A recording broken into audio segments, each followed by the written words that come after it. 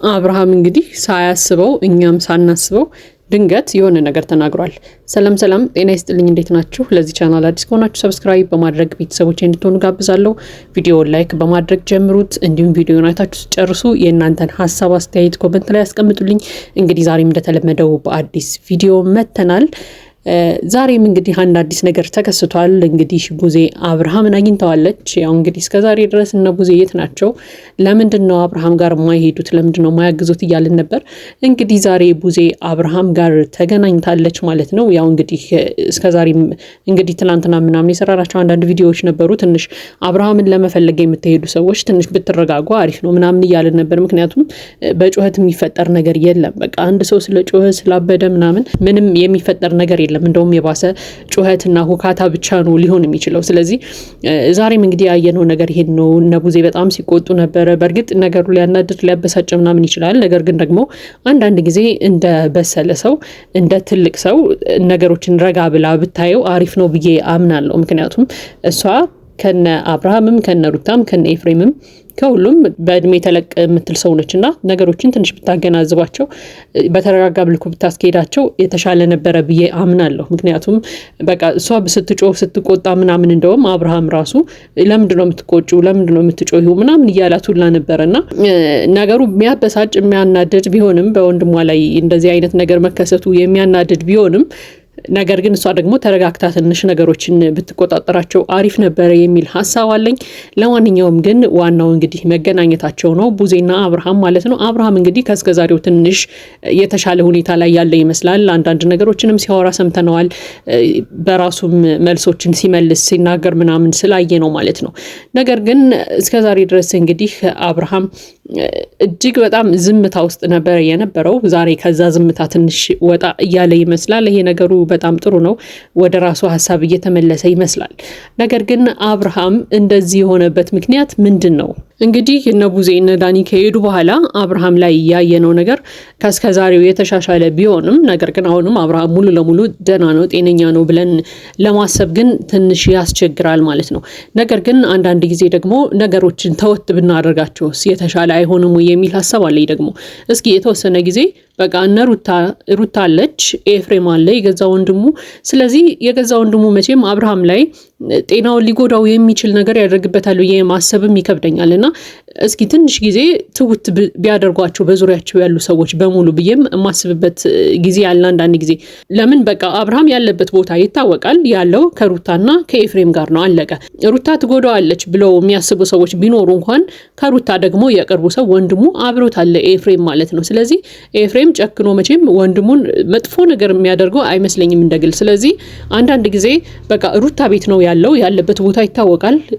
ከሩታ በተጨማሪ ኤፍሬም ከጎኑ አለ፣ ልጁም አለ። ስለዚህ አብርሃምን ትንሽ ጊዜ ትውት ቢያደርጉት እስኪ ምናልባት ደግሞ ጊዜም ሊያስፈልገው ይችላል እኮ ሰው አይደለ? ስለዚህ አብርሃምን ትውት አድርገውት በቃ ሰላማዊ ኑሮ እንደሚኖርና የሆነ የተፈጠረው ነገር በሱ ላይ ምንድነው የሚለውን ነገርም ለማየት ቢሞክሩም የተሻለ ነው ብዬ አስባለሁ። ምክንያቱም አሁን ላይ በጣም መዋከብ በዛ። በቃ በቪዲዮም በኮሜንትም በምንም አብዛኛውን ነገር ስናየው በቃ ከሊያስ ነክቶት ነው የሆነ ነገር ሆኖ ነው ምናምን የሚሉ ብዙ ሀሳቦች አሉ።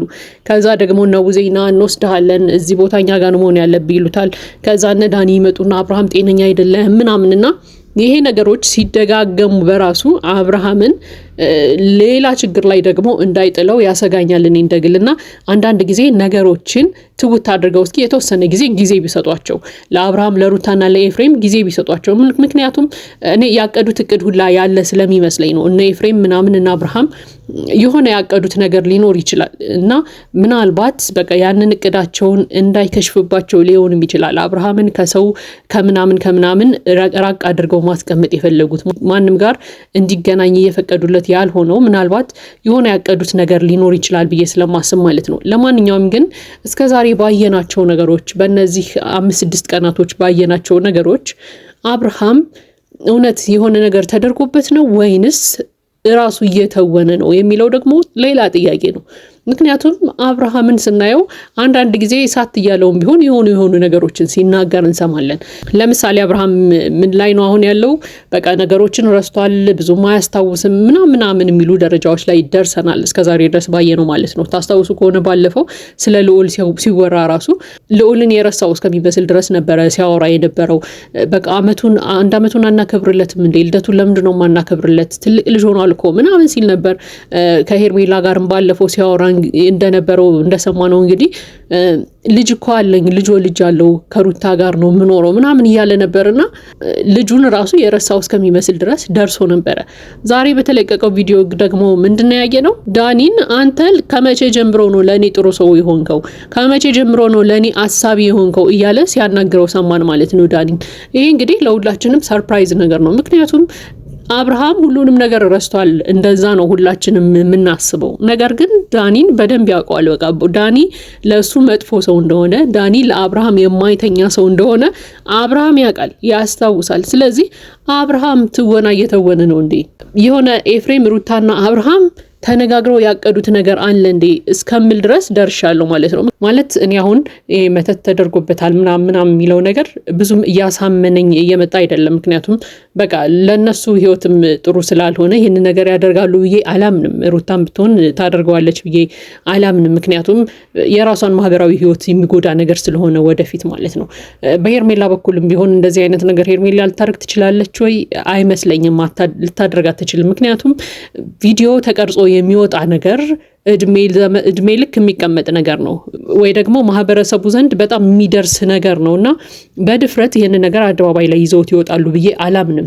ስለዚህ አስደረገውበት ነው ምናምን የሚለው ነገር ለኔ ውሃ ያነሳልኝ አይደለም አሁን ላይ ማለት ነው። ለምን ብትሉኝ በቃ ህብረተሰቡ በግልጽ እያወቀው የሚመጣ ነገር ስለሆነ የራሳቸውን ማህበራዊ ህይወት የሚጎዳ ነገር ስለሆነ በድፍረት ቪዲዮ ላይ ወይ ደግሞ አደባባይ ላይ ይዘውት ይወጣሉ ብዬ አላምንም። ስለዚህ ሩታም ማስደረጋበታለች፣ ሄርሜላ ማስደረጋበታለች የሚለው ነገር ለኔ አሁን ላይ እየተዋጠልኝ አይደለም። ዞሮ ራሳቸውን ማህበራዊ ህይወታቸውን የወደፊት የትዳር ህይወታቸውን ልጆች ከወለዱ በኋላ ከነሱ አልፎ የወደፊት የልጆቻቸውን ህይወት ሁላ የሚጎዳ ተግባር ስለሆነ ይሄን ነገር አድርገውት በድፍረት ደግሞ አደባባይ ላይ ይዘውት ይወጣሉ ብዬ ስለማላምን ይሄ መተት ነው ምናምን የሚለው ነገር ለኔ አሁን ላይ እየተዋጠልኝ አይደለም። ስለዚህ አብርሃም የሆነ ትወና እየተወነ እንደሆነ ይሰማኛል። ወይ የሆነ ማስረጃ ተይዞበት ያንን ማስረጃ እስከሚያገኝ ድረስ እነ ሩታ ላይ እየተጫወተባቸው ነው ትወና እየሰራ አላያም ደግሞ ሄርሜላን ከህይወቱ ማስወጣት ፈልጎ በዚህ መንገድ እየተወነ ይመስለኛል ከሩታ ጋር ለመሆን ማለት ነው።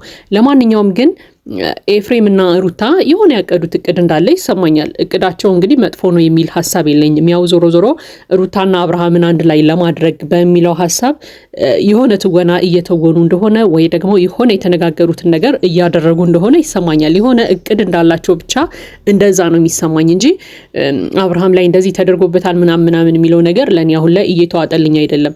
ለማንኛውም ግን እነ ቡዜ እንግዲህ ዛሬ ሄደው ነገሮችን ያው የባሰ እያበላሿቸው ነው የሄዱት። እውነት ለመናገር አብርሃም ትወና ላይ ሊሆን ይችላል ያልኩበትን ደግሞ ሌላኛ ምክንያት ልንገራችሁ። ብዙ ጊዜ አይታችሁ ከሆነ ቪዲዮ ላይ ነገሮችን ለመሸሽ ይሞክራል። የሆነ ነገር አድርገው በጣም ሲያጨናንቁት ወይ ደግሞ መልስ የሚያጣበት ሰዓት ላይ ነገሮችን ሸውዶ ለመሄድ ይሞክራል። ባለፈው ታስታውሱ ከሆነ ሄርሜላ ብዙ ነገሮችን እያወራችሁ እያፏጠጠችው ለምንድን ነው እንደዚህ የምትሆነው? ብዙ ነገር አሳልፈናል ምናምን እያለች ስትጠይቀው ምን ብሎ ነበር ሲሸውዳት የነበረው? በቃ እኔ ወደ ቤቴ ልሄድ ነው እርቦኛል ምናምን ብሎ ነገሩን እዛ ላይ ከት ነው ያደረገው። በቃ የሆነ የሚያጨናንቀው ነገር ጥያቄ ሲመጣበት ቶሎ ብሎ ከዛ ጥያቄ ለማምለጥ የሆነች መልስ ይፈልጋል። ትላንትናም ይሄንኑ ነገር ሲደግመው አይተናል። ቡዜ ና እንሂድ፣ እኔ ጋር ማውራት አለብን፣ መነጋገር አለብን ምናምን ብላ አፋጣ ስትይዘው ምንድነው ያላት? በቃ እንደው ምን ይደክሞኛል መተኛ ትፈልጋለሁ ብሎ ተነስቶ ገባው ማለት ነው። ስለዚህ ከነገሮች እየሸሸ ነው። በቃ የሆነ አፋጠው ሲይዙት መልስ ሲያጣ ቶሎ ብሎ ነገሮችን ማስቀየስ እንደዛ አይነት ነገሮችን ይጠቀማል ብዙ ጊዜ። ስለዚህ አብርሃም እየተወነ ነው። በቃ ነገሩ ላይ ምናልባት ሩታ ጋርና ኤፍሬም ጋር ተነጋግረው የሆነ ድራማ እየሰሩ ነው። የሆነ ያቀዱት እቅድ አለ። ያን ነገር እየፈጸሙ ነው ያለ የሚመስለኝ። እንግዲህ እቅዳቸው ምንድነው? ምናልባት አብርሃምን ከሄርሜላ ጋር በዚህ መንገድ አለያይተው ከሩታ ጋር ያለውን ህይወት ለማስተካከል ሊሆን ይችላል። ያው እሱን በጊዜ ሂደት የምናየው ነው የሚሆነው። ነገር ግን አብርሃም መተት ተደርጎበት ነው ወይንስ ትወና ላይ ነው የሚለው ሀሳብ እኔ እንደ ግል እንግዲህ እየተወነ ነው የሚመስለኝ። እውነት ለመናገር የእናንተን ሀሳብ ደግሞ ኮመንት ላይ አስቀምጡልኝ። ለማንኛውም ለዚህ ቻናል አዲስ ከሆናችሁ ሰብስክራይብ በማድረግ ቤተሰቦች እንድትሆኑ ጋብዛለሁ። ቪዲዮውን ላይክ በማድረግ አበረታቱን። መልካም ጊዜ ይሁንላችሁ።